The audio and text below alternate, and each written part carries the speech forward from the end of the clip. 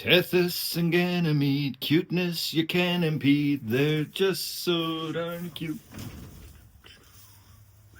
Alright, I am about to do something that I thought of a couple days ago. I don't know whether it's a smart idea or a stupid idea, but we're going to go for it.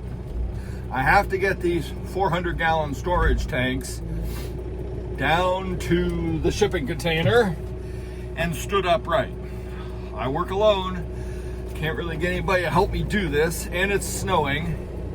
So I'm going to use the hay grapple to see if I can't lift these up and stand them up and carry them down there. I'll also probably use a strap to make sure that I don't want to these are pressure containers. They should withstand force of the grapple, but I don't want to try that. So Allison's milking cows. I'm gonna try this and see how far I can get, and we'll see what happens.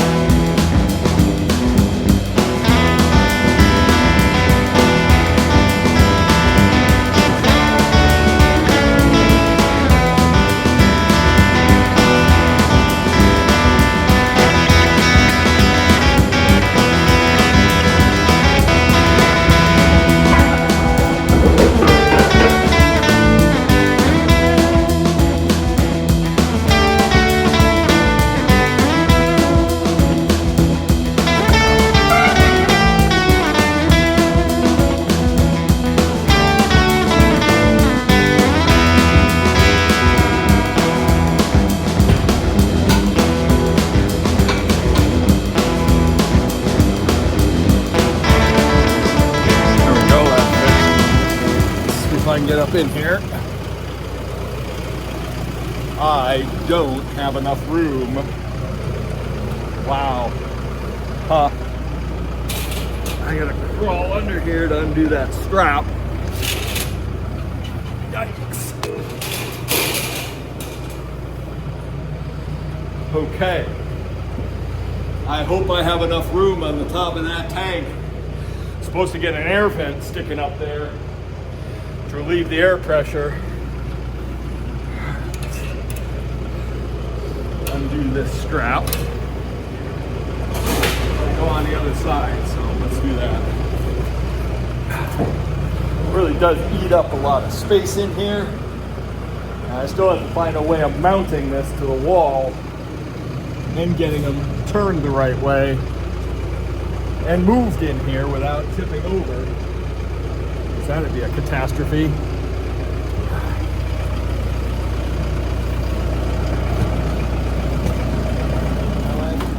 I want to open up the grapple a little bit and just make sure that that's stable before I do anything.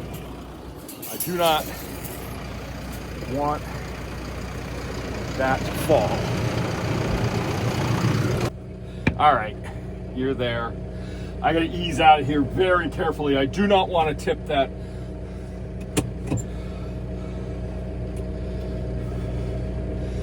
I also have to carefully snick the grapple out of there.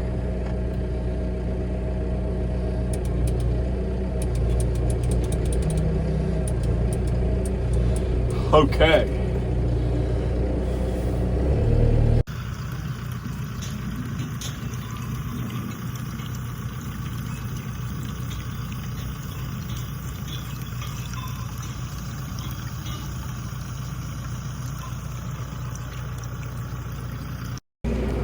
All right, that's it. That's both tanks in the container.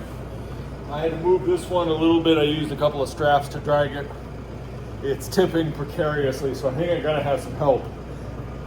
I still have to clear a bunch of crap out of the way, probably move that table because they're going in that side at the back. Actually, I'm not quite sure. I think I want these two heating units next to the air tank, the pressure relief tank, and then the two thermal units about where the table is sitting. So I'm gonna have some help moving the table out of there. I'm gonna have to clear the whole table because it's stuck. The problem with this floor is these T-slots. They're grabbing all my ladder feet, my step ladder, my step stool feet. The table legs are all caught down in there, so it's not easy to move. I'm gonna have to do something to distribute the weight of these tanks. Now, empty, they're 400 pounds each. Full, they'll be right at about 4,000 pounds each. So 2 tons.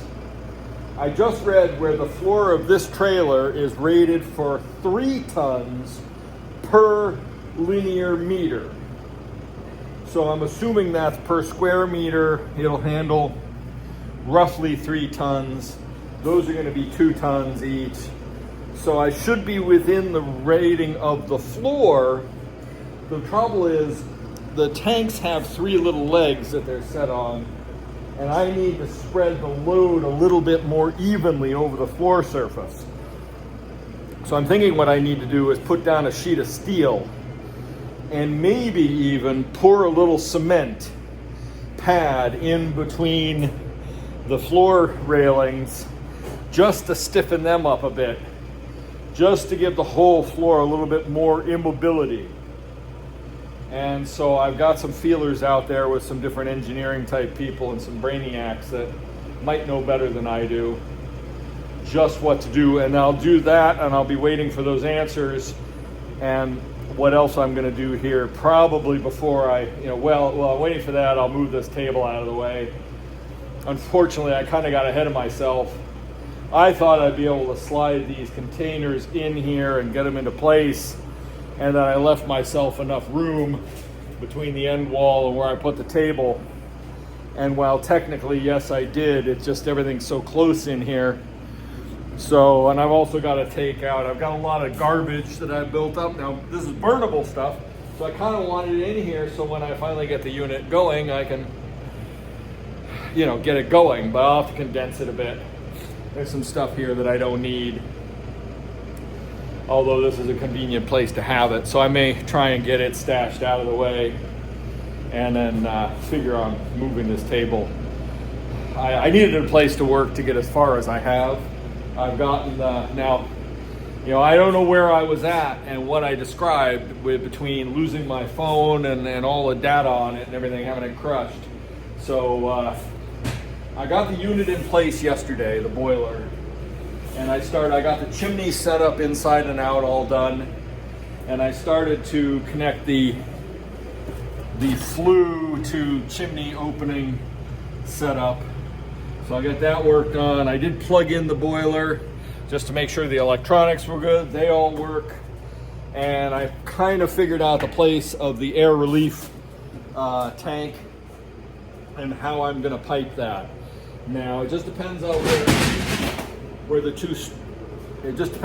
two storage tanks end up and how I've got to get them in place as they're going to be and get ready for plumbing so I can start mapping out exactly how many elbows, if I need 45s, what length of piping I need, because I've got to get that stuff ordered. There's 4 sizes of piping on this project. The tanks take 2-inch, but that's going to be at a very minimum. And the boiler takes 1.5 inches coming out to the tanks. These 2 heaters use 1.25 inches, and the PEX line going up to the barn is 1 inch. So I have to have all those different sizes, all the different fittings, contingencies for changing things. I'm not a pipe fitter. I can't just take raw steel pipe. I mean, I have the dies to put threads on it, but I don't have a good cutter. So it's going to be really impractical. I'm going to have to go the more expensive route and use pipe nipples to make up the difference. I'm hoping there's a fella in the neighborhood who does HVAC work who may come help me, because there's some solder connections. And while I'm good at it and I can do it, it's been a long time. And this isn't a time to recreate a learning curve. So for the amount of soldering that's necessary, I'd just rather pay somebody to do it, because it's literally going to be less than 10 solder joints. And then the rest will all be pipe connections, which I'm more than capable of handling. What to do with the floor and how to move these containers over there. Fortunately, they have these D-rings on them. And I'm thinking they'll be turned towards the outside wall, and I'll use a hook anchor, long threaded hook turnbuckle system, and a big plate on the outside of the wall, and drill through with a bolt so that at least they're secured a little bit. I mean, 400 gallons, 4,000 pounds. That's a lot of weight. If we, God forbid, we had an earthquake that would shake those enough to start them vibrating and moving, I want them as secure as possible.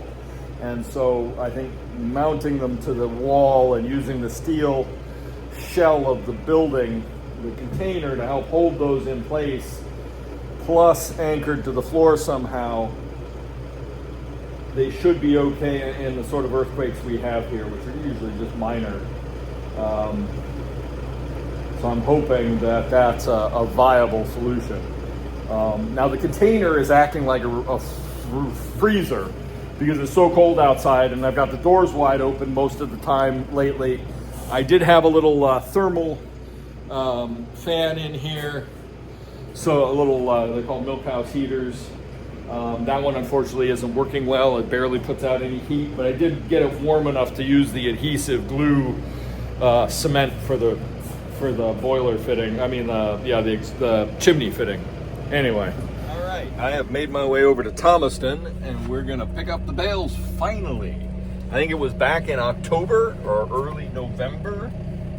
No, I think it was mid-October when I thought we'd get a date to pick these up, but Greg got sick, and then his truck broke, and life got busy, and finally the ground froze, so we think we can get these out of here. We're gonna give it 3 days this week and see if we can't get these cleared out of here. I need them back at the farm, and he's probably looking for 10 hay bales for himself too.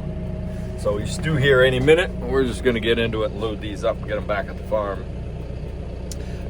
Thankfully, I was gonna contact him this week, but he reached out to me, which is great, because this needs to get done and wrapped up. I'd like to have this wrapped up before Christmas, which is today's the 14th. It's only 10 days away. So yeah,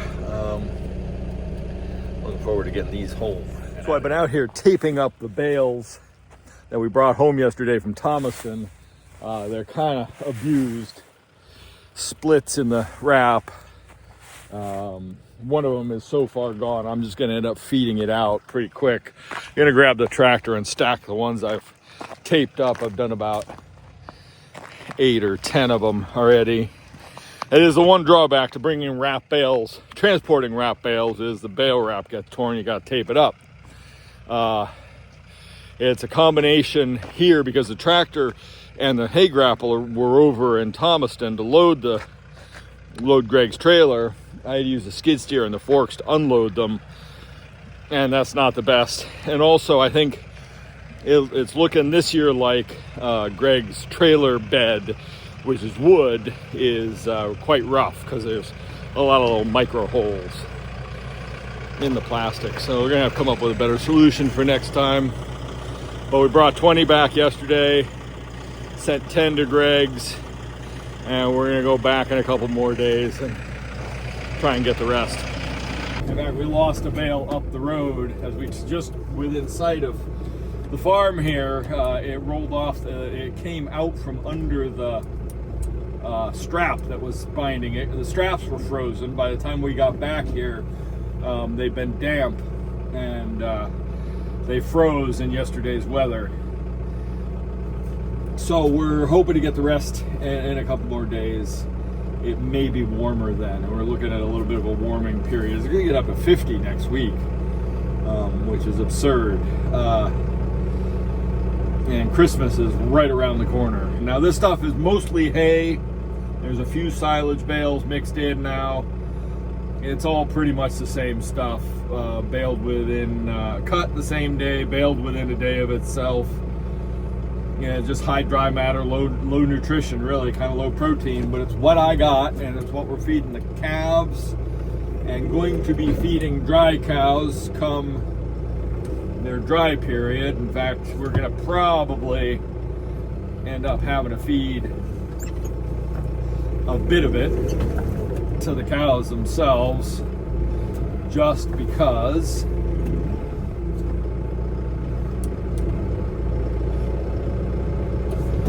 every time you move a bale, you end up risk damaging it.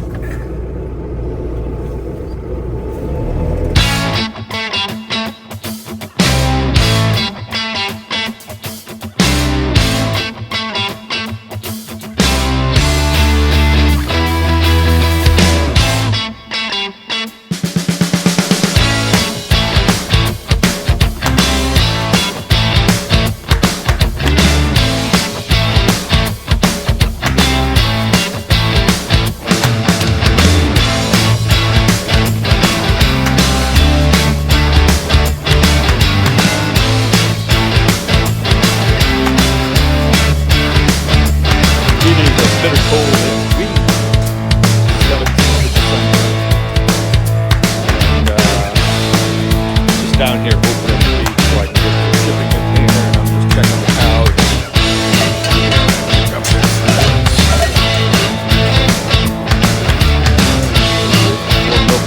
going to run this skid steer around back in the container because yesterday I went on some errands and I picked up a couple pieces of plate steel to put the storage tanks on, because I am not.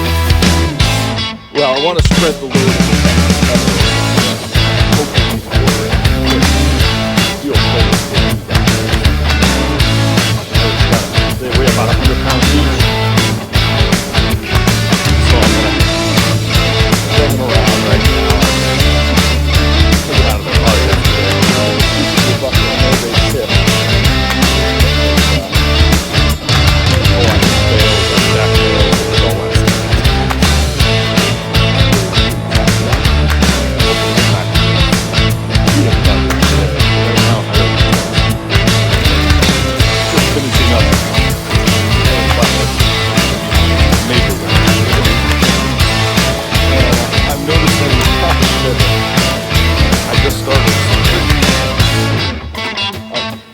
the first and noticed a lot more wild turkeys. A lot more wild turkeys here this year than we've ever seen. I mean, they're everywhere, including coming up into the dooryard and behind the house and inside the calf shipping container. And I wonder if that's just a matter of, a huge population of them, but also is there something to do with hunting pressure this year particularly, that they've come in and are using the farm as a sanctuary. They're all across the forest, out in the field, and now we've got these ones coming in closer and closer, like all the time, like every day.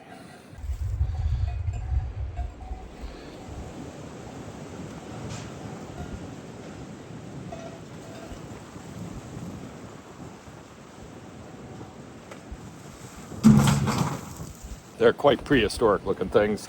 And it is more and more windy today. We've got a couple days of really drastic wind that are gonna make life miserable. Let's see, how do we do it? I had to close this handling system up last night. I came down to feed and bed the cows and discovered that they had broken into the milking parlor. And it was chaos. And I just walked away from it, and now I have to face it. Grain bins tipped over, spilled, knocked about, stepped on, shit everywhere. We don't know how they got through that gate. It's just a disaster in here. I'm not going to show it to you because it is just vile what they did, like everywhere, plastered, manure everywhere. Somehow they got through that gate.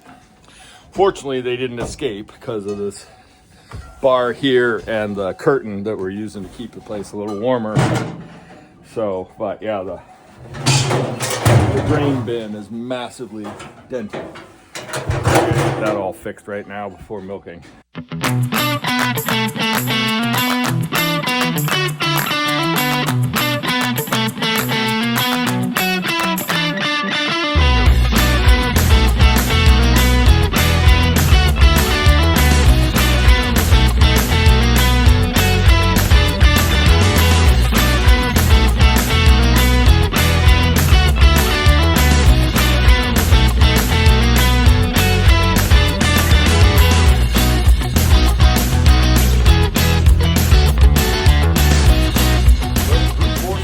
For the win.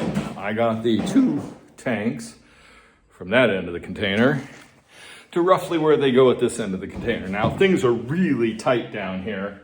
It doesn't help that I've got my work table set up. I'm gonna have to move it endo that way to get around it. Now these need pivoted. I've got them on their sheets of steel.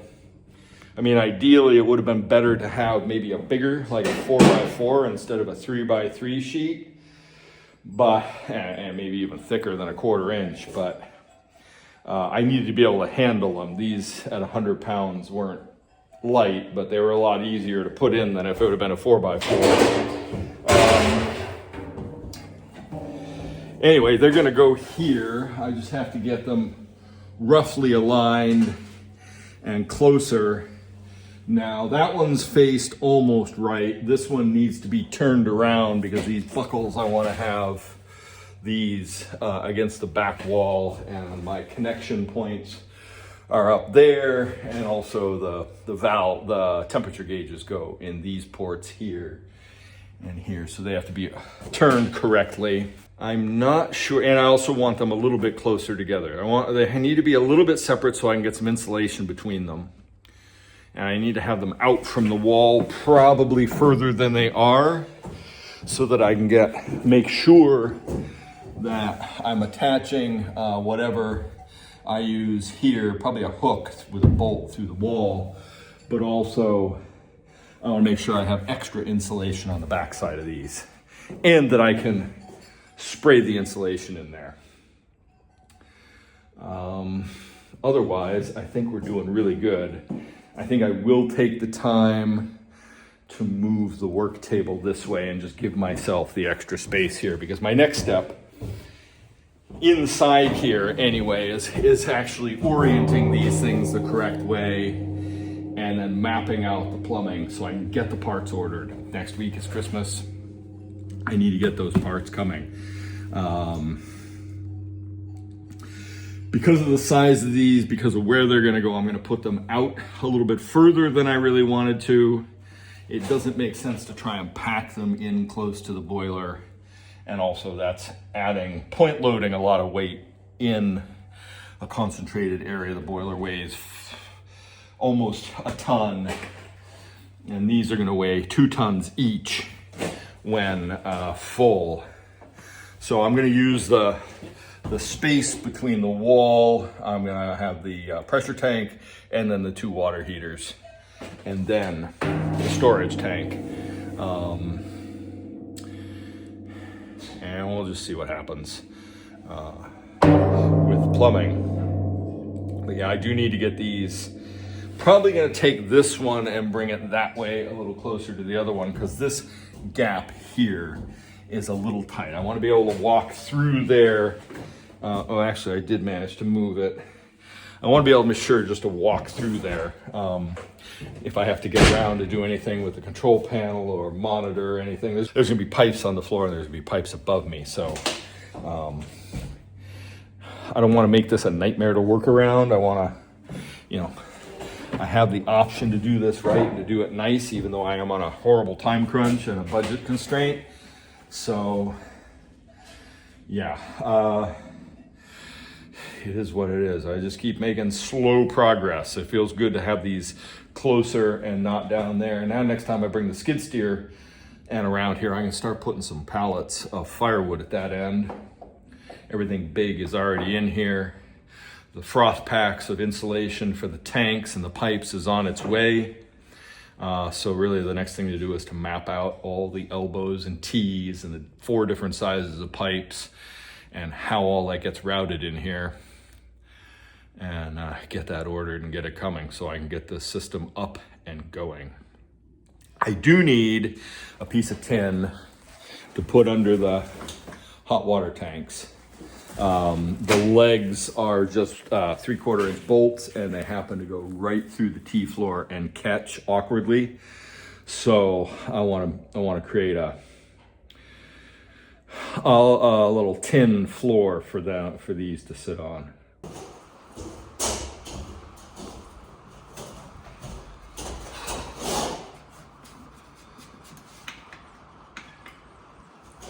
That's better.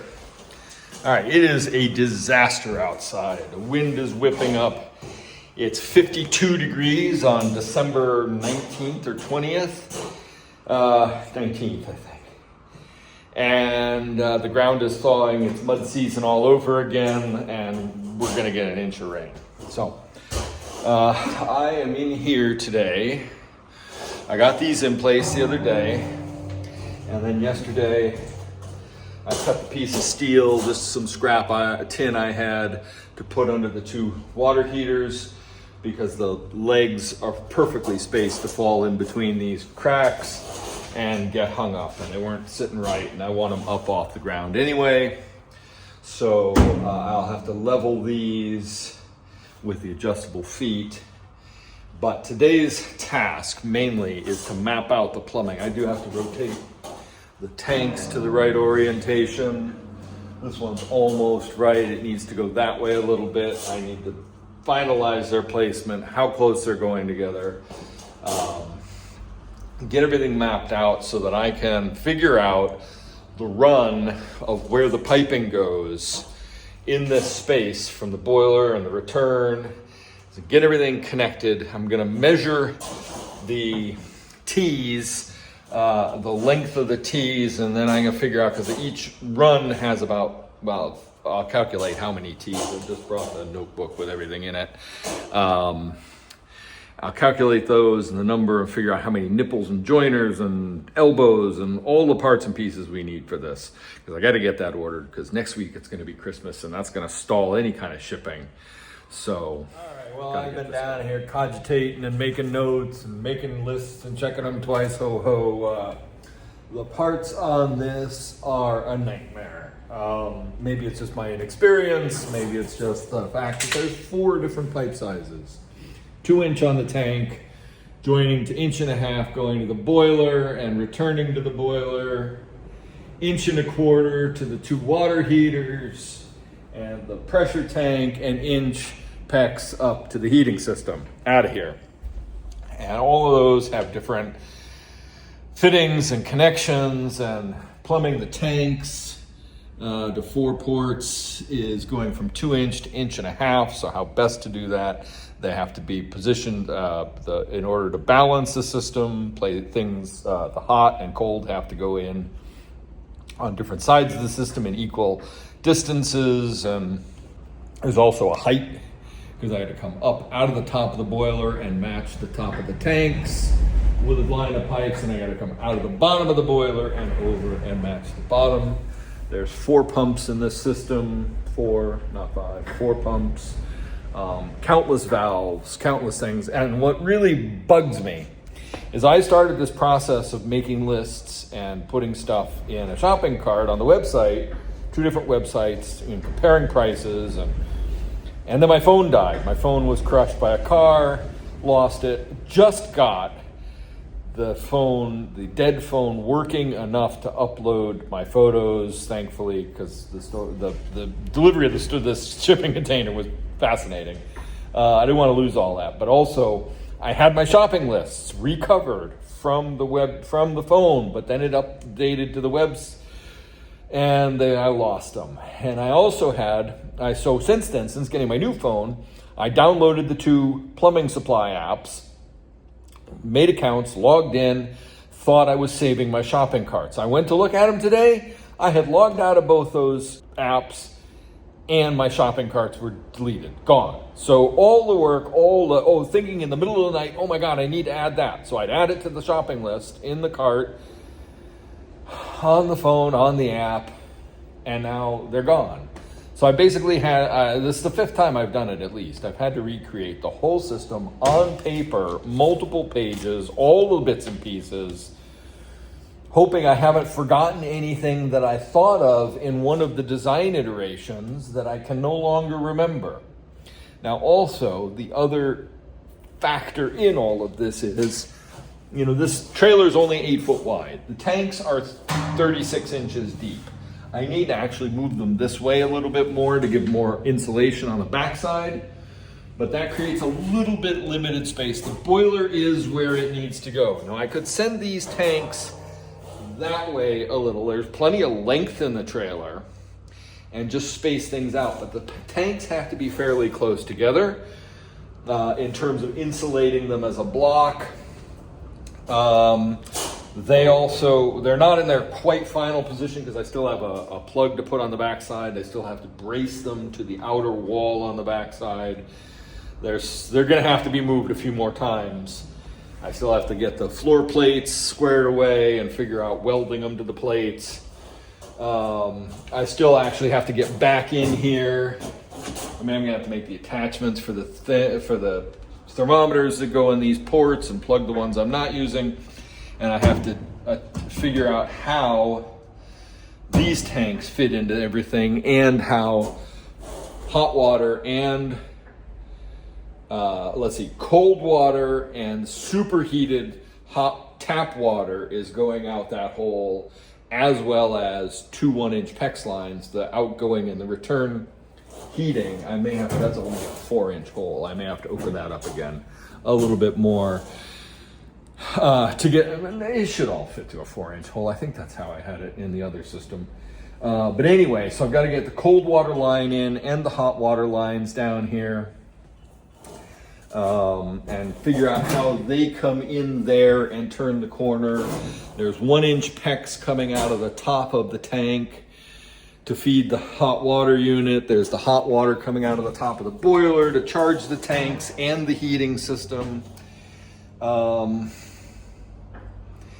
This is a lot, and I had it all set. I had all the parts and pieces, and then I lost the shopping carts, and then there's insulation and just a myriad of little fittings and things. Now, I'm having to cheap out. Ideally, the boiler can handle electronic sensors that would go in thermal wells in these fittings on the tanks. Ideally, it would be great to have all 8 of these.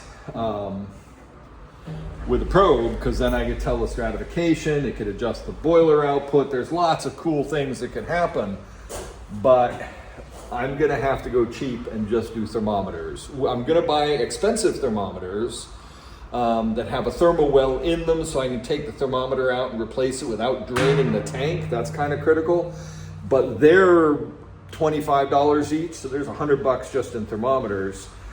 The thermal wells for the electronic probes that go in here, they're $100+ each now, maybe more. I think more like $136 each to get the right ones. And then the electronic sensor probes are just for a short stub, and that's without all the wiring and stuff to go to the boiler.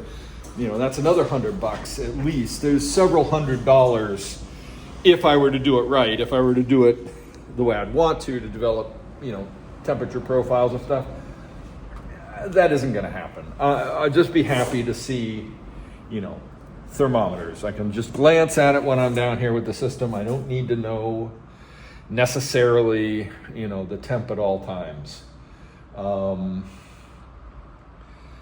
So yeah, lots and lots of little parts and pieces, and none of it is cheap anymore. Like, you know, we're looking at a lot of money still to outlay on this project, and it's giving me palpitations. Anyway, I've been down here for hours.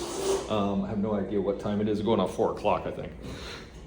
I've been down here for 3 or so hours just going over everything.